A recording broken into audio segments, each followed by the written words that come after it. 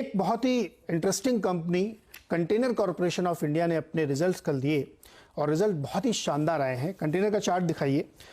इनका जो प्रॉफिट है वो तकरीबन 3.5-4 गुना बढ़ के आया है। यहाँ पे 250 करोड़ के आसपास आया है पहली तिमाही के नतीजों में।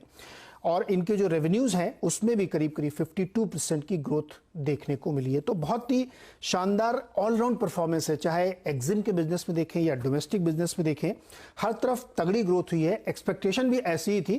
अगर आप पिछले साल के उससे करेंगे तो थोड़ा आपको लो बेस ज़रूर दिखेगा, लेकिन वो गेन करके यहाँ तक पहुँची और इसीलिए स्टॉक में आज 3-4% की तेज़ी देखने को मिल रही है।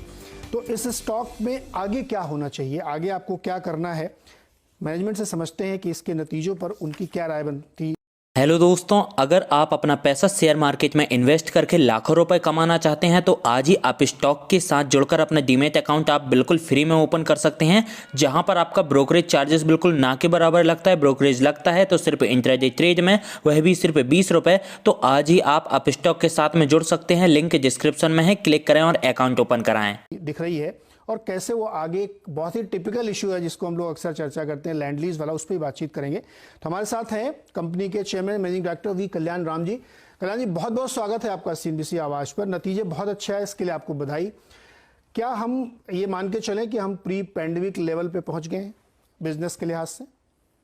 जरूर हम लोग पहुंच गए प्री पैंडेमिक लेवल में। इनफैक्ट ये जो Q1 रिजल्ट है सबसे बेहतर रिजल्ट है। अभी तक हम लोग का किसी Q1 में हिस्ट्री ऑफ द कंपनी में इतना अच्छा रिजल्ट नहीं था। ये सबसे बेस्ट एवर Q1 है। तो ये पर्टिकुलरली विशेष रूप से डोमेस्टिक में बहुत अच्छा ग्रोथ था। 68%, 68% ग्रोथ देखा हम लोग इस क्वार्टर में। एक्सपोर्ट में काफी रोबस्ट ग्रोथ है। इंपोर्ट्स में अभी भी थोड़ा बहुत ग्रोथ आने का अभी आवश्यक जरूरी है। It's not up to the pre pandemic level, but overall the quarter is very good and things are looking good. Okay Kalyan ji, volume के लिहाज से Q2 से Q3 की तरफ हम बढ़ेंगे in terms of calendar year, उसमें क्या व्यू दिख रहा है आपको? अच्छा रहेगा, ये जो ग्रोथ तो रहेगा ही। डिमांड, डोमेस्टिक डिमांड में हम लोग कंटिन्यूटी देख रहा है। डिमांड बना है, मतलब it's continuing demand, and exports are also doing very well, and I hope things will be good as I given the forecast इस साल का शुरू में जब हम लोग एनुअल रिजल्ट्स का कॉल किए थे तो 12% हम टॉप लाइन में ग्रोथ एक्सपेक्ट कर रहा है, उससे अच्छा ही होगा। और बॉटम लाइन में जो हम बोले थे दुगना हो जाएगा बॉटम लाइन, 100% ग्रोथ। ये तो ऑलरेडी दिस क्वार्टर में we achieved 250 crores PAT. So definitely will be more than 1,000 crores in this year in our PAT. अगर आप कह रहे हैं 1,000 करोड़ तो मतलब फिर इसी रफ्तार से बढ़ेगा, मतलब आप ये कह रहे हैं कि आप इसको मेंटेन करेंगे, आउट परफॉर्म नहीं करेंगे? इसको मेंटेन करने से ही 1,000 करोड़ आ रहा है। तो ओके, है Q3 Q4 अच्छा रहता है, ये तो बिजनेस साइकिल है।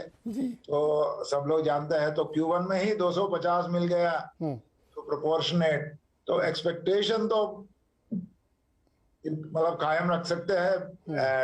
The growth whatever forecast we have given, we are very sure we will be able to achieve it and definitely we will try to better it.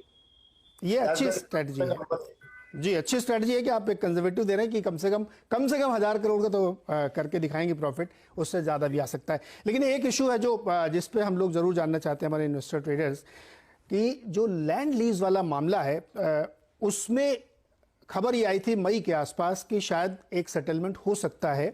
आप एक मुश्त एक रकम चुका देंगे और उसके बाद आपको टर्मिनल्स मिल जाएंगे, लेकिन उसमें दीपम की तरफ से एक रिजर्वेशन है कि शायद वो जो डील प्रपोज की गई थी वो ठीक नहीं थी। इस पे अपडेट बताइए सर, क्या स्थिति है इस समय? देखिए ऐसा है, उसमें मैं विस्तार नहीं बता सकता हूँ, बट जो न्यूज आया है वो सही नहीं है। ये कुछ गेस वर्क होता है मीडिया में, अब वो सही नहीं है इतना तो मैं बता सकता हूँ। वैसा कोई दीपम को ऑब्जेक्शन नहीं है, वर्क इज इन प्रोग्रेस। एक प्रोसेस जो कंप्लीट करने का है वो अभी चल रहा है, वो हो जाएगा। जो आप दो इश्यू को बात कर रहा है, एक है लैंड लाइसेंस फी का, ऊपर अभी कंप्लीट क्लैरिटी है। जैसा मैंने बताया मेरे एनुअल कॉल में, अब ये issue with clarity. There is no uncertainty in this. हमने शुरुआत में बताया इस साल के लिए हम लोग का लैंड लाइसेंस फी का liability will be may be around 450 crores. उसी हिसाब से हम लोग इस बार 113 करोड़ का प्रोविजनिंग किया हुआ है Q1 में. But now we again reworked our land license fee based on the rates we got from the revenue authorities. Now we got complete 24 terminals ka rates we have taken from revenue authorities. So they are almost final rates. So उसके हिसाब से हम लोग calculate करने से इस साल का हम लोग का लैंड लाइसेंस का liability is coming to 375 crores. So we'll be paying 375 crores land license fees. So this is one thing. So this is certain. दूसरा चीज आप जो बात कर रहा है हम लोग 24 टर्मिनल को 35 years लॉन्ग टर्म लीज लेने के लिए want to pay one time. After that there will be no payment of land license fee for 35 years. Okay. वो प्रोसेस में अभी काम चल रहा है. हाँ. कई रुकावट नहीं है उसमें. कहीं दीपम का भी ऑब्जेक्शन कुछ नहीं है. DIPAM, minister of railways, everybody and CONCOR are on the same line of thinking. सिर्फ एक चीज जो है प्रोसेस कंप्लीट होना है, वो प्रोसेस चल रहा है. सर एक छोटा सवाल, आपने जो पहला वाला बताया कि जो आप रेवेन्यू डिपार्टमेंट से लेके उसमें इंक्रीमेंटल है ना, पहले 6% फिर 7% वैसे बढ़ता रहेगा, राइट? अभी इस साल के लिए जो आपको दिया फिगर 375 करोड़ रुपए का LLF लगेगा. हाँ. अगले साल में इसका ऊपर 7% का बढ़ोतरी होगा इसके. हाँ, तो वो इंक्रीमेंटल है, 7% की ग्रोथ लगेगी. अब से दूसरा वाला सवाल, 3500 करोड़ का एक फिगर घूम रहा है. क्या ये 24 टर्मिनल के लिए 35 साल के लिए 3500 करोड़ का एक फिगर है जिसको लोग कह रहे हैं, लेकिन दूसरी खबर जो जिसको आप इनकार कर रहे हैं, दीपम कह रहा है कि 6-7 हजार करोड़ कम से कम. ये है, ऐसा है. वो अगेन वो जो मीडिया ने जो कुछ लोग पिकअप करके जो रिपोर्ट कर रहा है, they are not picked up the news correctly. हम लोग बोले हैं 3500 करोड़ का हम लोग लोन अवेल करेंगे. Okay.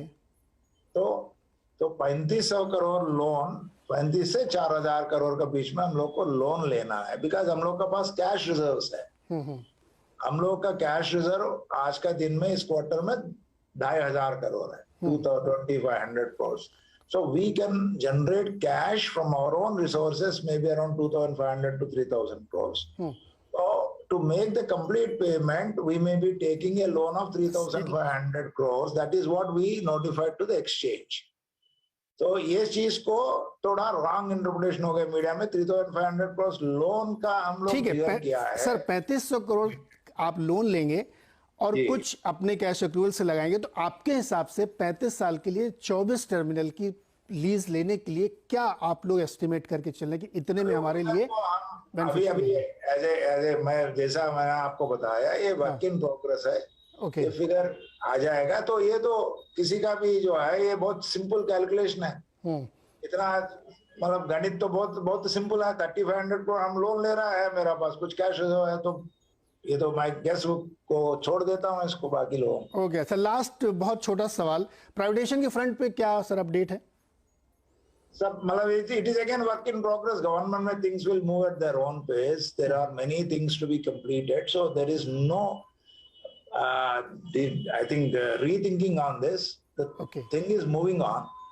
So let's wait for the right time. Privatization things are moving on. Our balance sheet, as I mentioned earlier, it is completely ready for privatization. And almost all the things are settled now.